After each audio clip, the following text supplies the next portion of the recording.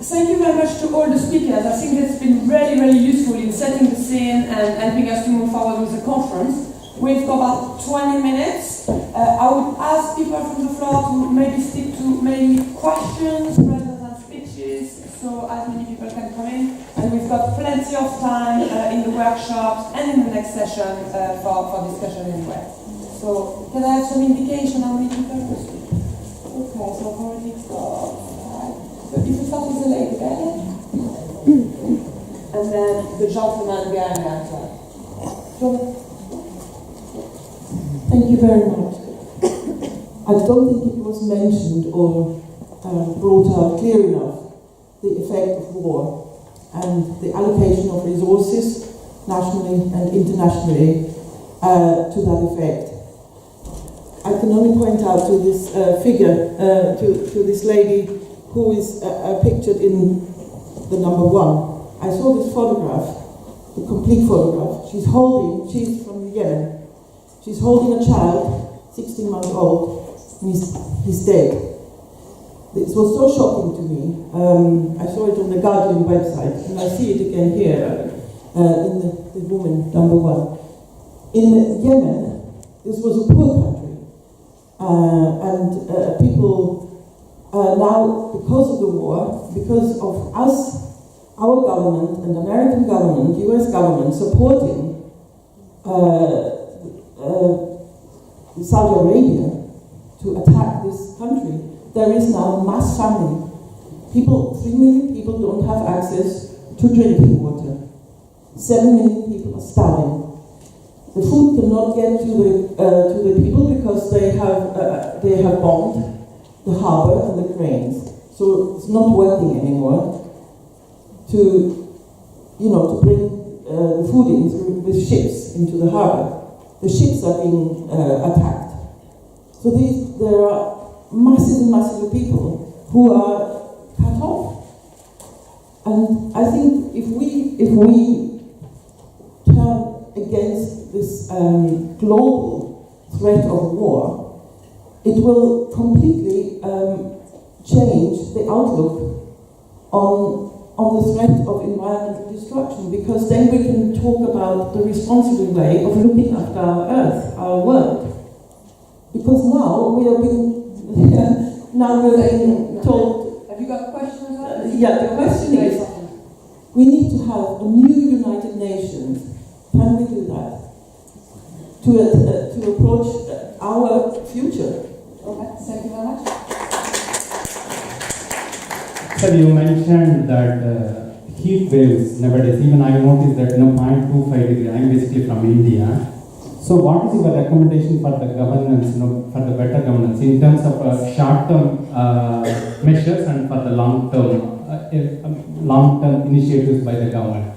Because of the number of deaths are increasing year by year, especially in central India. So I would be grateful if you can answer this.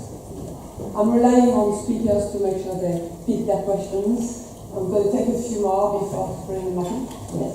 Hello, good morning. My name is Dorothy Guerrero. I'm originally from the Philippines, and I'm now working with Global Justice Now. And I have 2 points actually, which leads to a question again. Well, what I see happening here when we discuss about migration, refugees, climate crisis, is that more often than not, this is treated as a charity issue. This is treated as a let's support them issue.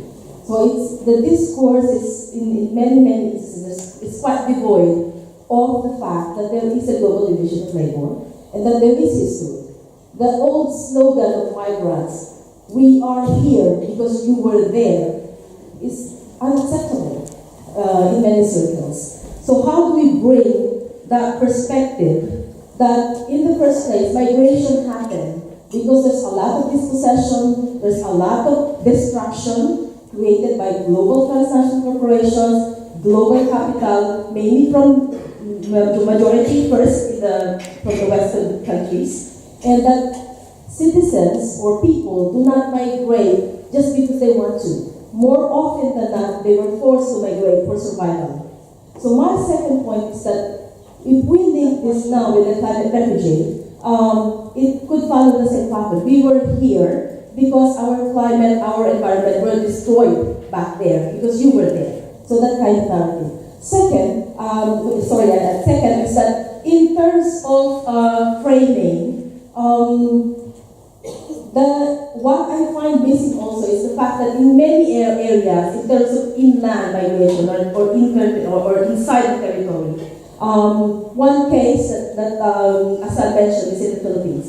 But the thing is that some of the cases where it should have been temporary migration became permanent because, like in the case of Hainan, when people were displaced and relocated, they could no longer go back. Why? Because a lot of investors already purchased the land that people used to be living in. Because many of them, especially in rural areas, fisher folks, many of them live in the place, but they don't own the place. So when they were relocated, they could no longer come back because now Sofitel or other five-star hotels are already in the areas where they used to come. So also in our work with migration, it's not just the long-term or permanent migration, but also these kind of cases wherein people are dispossessed because there is always capital that are willing to displace people. Thank you very much. Thank you. I've got microphone there. Can I just have indication, how many people want to come in? Okay, there's quite a lot. I'll try to get everybody. So Jenny and then Hello, Jenny Patient from Sheffield Climate Alliance, and I'm also a member of Unite, so really delighted to hear what Diana had to say. The examples around domestic workers as migrants, very powerful, and the solidarity with Chilean refugees. And that's made me think about the position of my local authority in Sheffield and their response to like the Syrian child refugees. I'm aware that nationally there's been this very low limit put on how many we can accept. But I've heard things from the Labour Council in Sheffield that say how difficult they're finding that with the costs under their austerity cuts of 40% over 7 years. And the reason I wasn't really talking to them about refugees, I was talking to them about fracking, and they were saying, well, actually, we might not be able to fight fracking because if we get any legal charges for that, then we would be able to do even less for the child refugees. So, it's like all these things are connected under austerity and the position of our communities. I hope we can do the same as we did for the Chilean refugees, but at the moment, I see there's a massive thing there. I think Unite could be really important in bringing together the issue of climate change and the changes we need to our economy with these really pressing issues around refugees. And I'd really like to hear more about how Unite could do that. Thank you. okay, I've got the lady with the blonde hair. Oh, hi, I'm Bethan. Thanks for the speakers, it was really interesting to hear. I'd love to hear, it's great to see so many people here, but I'd love to hear how the organisations are trying to engage new audiences and new people to come to this sort of thing, because it seems like the same people have been talking about the same things to the same people for 20 years or more, and I'm just wondering what is being done to engage people who are not interested in or not heard about or not already listening or thinking about the stats and the stories, and how we can reach out to wider audiences.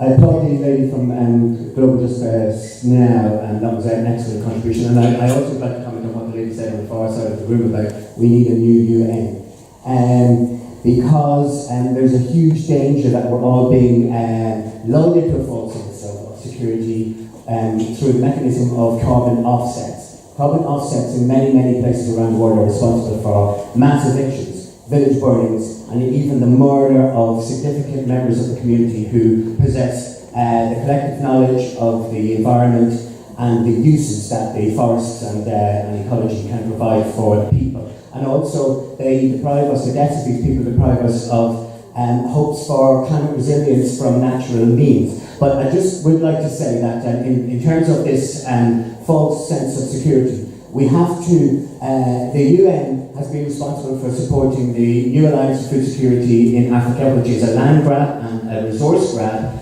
from Africa. Similarly, they tried to push the CEFA, which was the Secure Energy for All initiative at the COP20 in Rio, and luckily the people of the Global South rose up and defeated that initiative. But I would also like to point out that land grabs, there's a huge publicity going out to carbon offsets for aviation fuel. That's potentially a disaster, because what corporations do when they go for carbon offsets is they pursue the path of least resistance with the greatest benefit for the corporation themselves.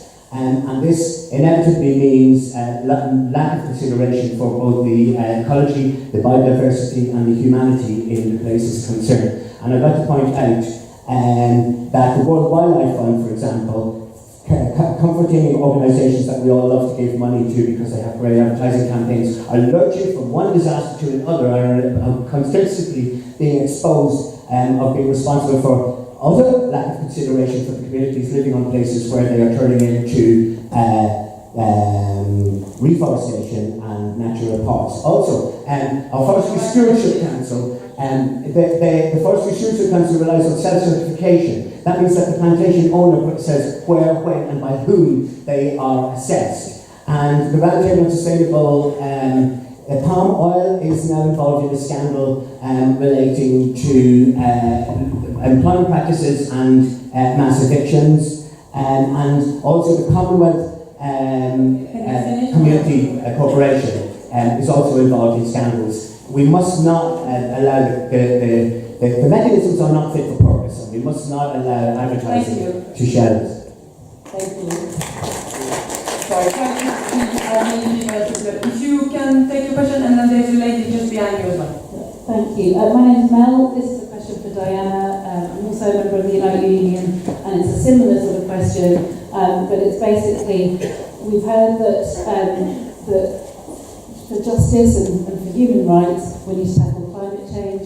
You obviously represent a lot of people who work in industries that work in fossil fuels and the extraction and promotion of the use of fossil fuels.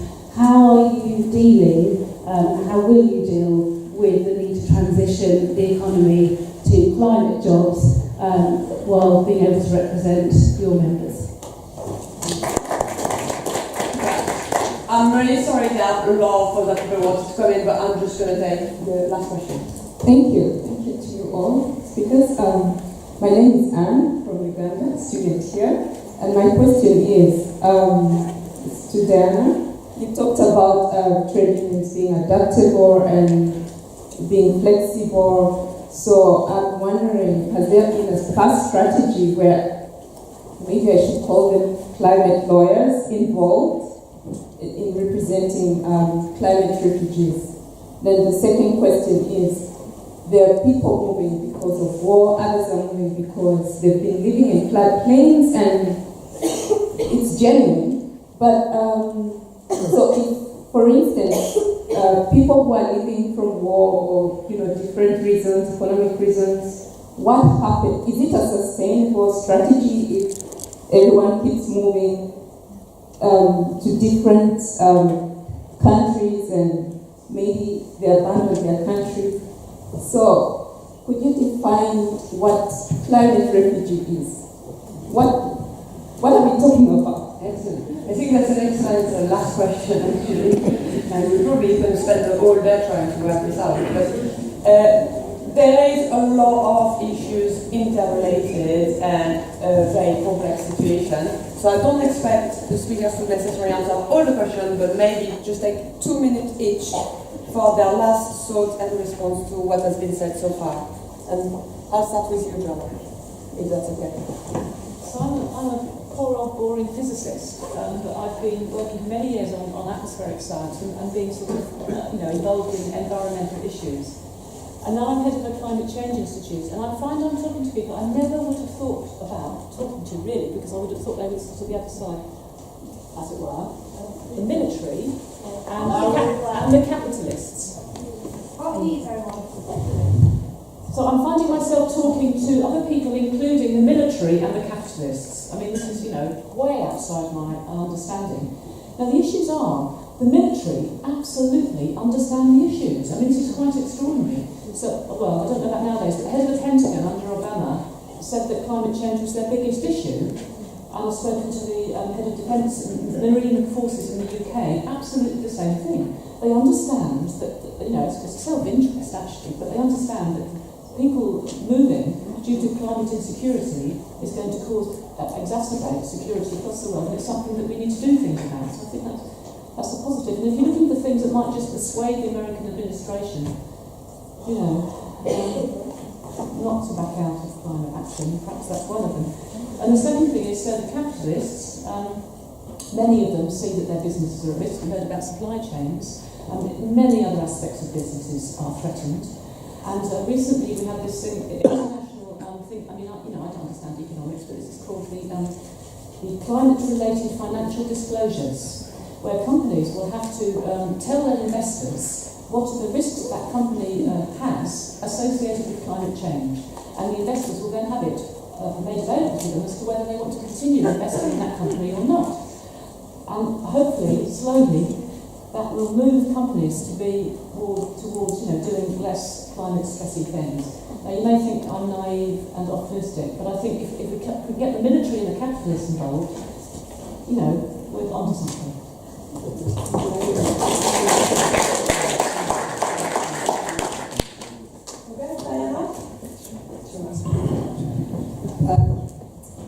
Yes.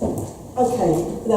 This is not going to do justice to the very detailed questions you asked, but I'll just make a few points. Firstly, the context of austerity and cuts obviously is really critical in this because it's affecting what money is available and how priorities are being chosen. It's impossible choices people are being faced with in councils with insufficient funds, and obviously that part of our campaign in fighting that whole approach to dealing with the economy is going to including climate change and refugees.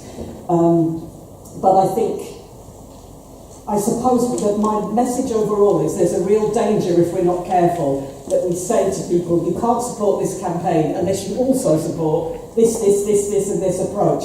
And of course there is a broader context to all of this, but I'll have anyone, if they're prepared to support the aim that we have in this particular campaign. And of course, that means we've got to be very clear about what those demands are.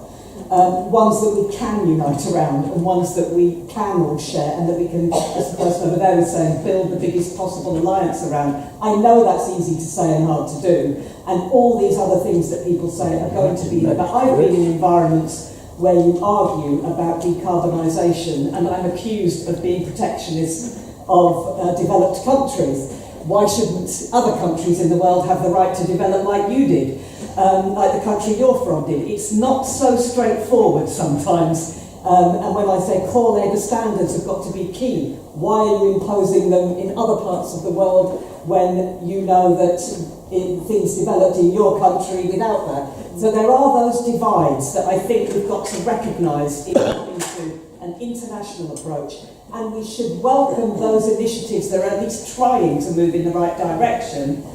Obviously, if they're in the wrong direction, we oppose them, but if they're trying to move in the right direction, we can at least welcome them move forward, but then say we need more, we need different approaches. I wanted to mention two quick things. One is that, yes, I do represent transport workers. We come together and we represent everybody. We come together across all our transport reps, and they've picked 3 priorities which cut across all forms of transport. And one of those is cutting diesel emissions, because it's very important for workers as well as for the climate and as well as for people. And I think sometimes there are commonalities of interest there that we can develop and work on. The third point I wanted to make is just to draw your attention to the International Union of Food Workers, one of the global union federations, that's done some fantastic work about the financialisation of the food industry and how things are working there. And I would really recommend, they've also looked at trade deals and what the impacts that they have, and I would really recommend people looking at that for a bit more detail on some of the points that were raised. So there are ways forward if we can find the right demands that will build that unity. That doesn't stop us, of course, campaigning for the best possible things wherever we can. But I think if we try and reduce it down so that it's perfect, we might lose people all the way on the way. And that's the balance we have to strike here.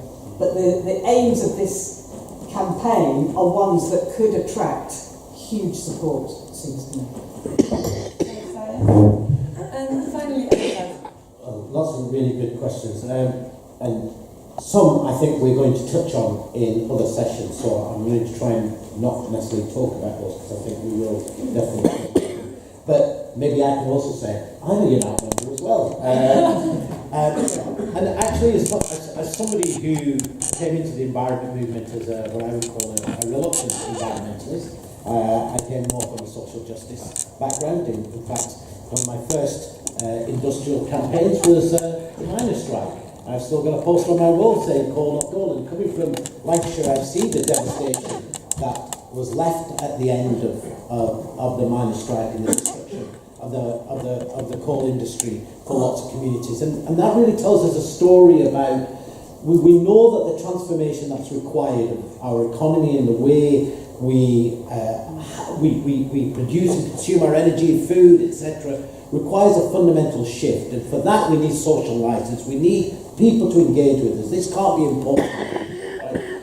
And that requires us really to have a vision of just transition, right? It requires us to be able to speak to those people whose lives and livelihoods are dependent on dirty energy and be able to have a better vision of a future. Because if we simply say no, then of course, not just in developed countries, but in developing countries as well, lots of people say you're basically talking about my job, my life, my family. And so therefore the vision of having solutions is really important. Having people's own energy, renewable energy, good jobs, clean jobs, being able to talk about warm homes, things that connect with people, I think is part of that union agenda, is part of what tries to build that broader alliance and audience. And, and I think one of the biggest mistakes personally that the climate movement ever made was to talk about climate change and put the picture of a polar bear and put the picture of an iceberg, right? Because it didn't connect with people. It talked to a very, very narrow audience of people who really understood it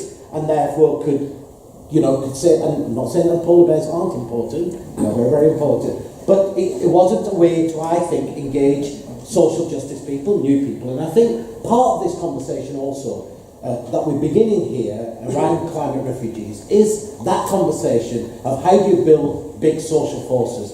How do you connect this with social justice movements? How do you connect with the fact that 30,000 people came out when Trump said the Muslim ban and packed Whitehall? Yet, and those are the people we need to be able to connect this same story to. Making those connections, joining the dots, and that's the beginning of this conversation. And I really welcome, maybe in some of the workshops, talking more about what's the right language, how do we talk to those kind of new audiences that are out there. But in terms of the two specific questions about, both, I think, the question about, what does climate refugee actually mean, and what does the impact there? Again, I think there are a couple of workshops we'll do which will sort of unpack that. But of course, our overall, priority is make sure that there is a recognition that what's happening now, and of course, is that the majority of people are being displaced internally, right? And there are technical terms for that, internally displaced people. And those people are the responsibility of the state, right? Of the national state to look after. The problem is, of course, that poorer countries who have real challenges. They're trying to deal with poverty and inequality. They're being hit by these climate impacts, which are destroying infrastructure, and they also then have to respond to internally displaced people, and they're unable to do that. So, of course, it's really important that we have a human rights agenda, that there's law protection for them, But that's also part of the agenda. It's got to be financial flows. There has to be support for poorer countries so that people can build resilience, so that people's only option isn't simply to be able to move. And to go back to Anne's question about, of course the reality is you want people to be able to stay where they are, where they wish to be. A choice of migration is not something that people suddenly say, you know what, I'm going to leave everything and I'm going to go. And the way that we're told as if, there are hundreds of millions of people just waiting, to be able to come across the Mediterranean. The reality is that's not what drives people. People make a really hard choice, and there are lots of studies when you look at climate migration of how it shifts people, first temporarily internally displaced. When people are unable to sustain themselves there, then families combine together and one person starts to move and goes across a border, and usually from one poor country to another country. And you see that, there is an incredible picture that somebody did in Bangladesh of how climate impacts in Bangladesh impacted, led people to be displaced, moved to Dhaka, those primarily women, then became garment workers in Rana Plaza, were hit by our trade supplies and were being impacted there. The men were moving to India and working in the slums in India, and how slowly different people, smaller and smaller numbers of people are moved. So we have to be able to have a protection agenda for them. And we have to also recognise that there is actually also a thing, I think, about collective rights, right? We know that there are going to be places that are become uninhabitable. What happens to people? Do they all just suddenly go? Do you say that when people from Tuvalu are gone, that's it, Tuvalu is ended? Or do they actually have a collective right, religious rights, collective rights to be able to move? How do you protect those? This is the beginning of a very big and complex conversation. And there are lots that we can talk about in the different things. But I think the reality of, the reason why even, there are loaded, each word has its meaning. We chose climate refugees for a very important reason, because I think it begins to talk and connect with people. Even though we know that the word refugee has a legal connotation, I think it's much more important what we put into it and what we describe what climate refugees mean. And this is the beginning of the conversation, why it's so important with the trade union movement, because I think the potential of the trade union movement with climate justice people and environmental justice people has a possibility of actually realising something and bringing and making legal protection much more likely than what we're seeing. And I just want to end, I have a real concern about when the military talks about climate refugees, right? Because usually the response of the military in this sense is to have a militarised response. They talk about that the only way then to deal with this threat of more migration is to have more warships, more fences, more walls, more this. And I don't want to fear, I don't want to scare people, I don't want to then, and we're going to talk about this I think in the next session, is create this thing about there are hundreds of millions of people trying to come, you must keep them over there, right? Because that again undermines our the principles of solidarity and justice, which make people want to act in this global way. And then I think it talks about the kind of different world that we want. So I want us to be able to talk about climate refugees as a moment of solidarity and justice, and not as a thing about this is something for us to fear. Thank you.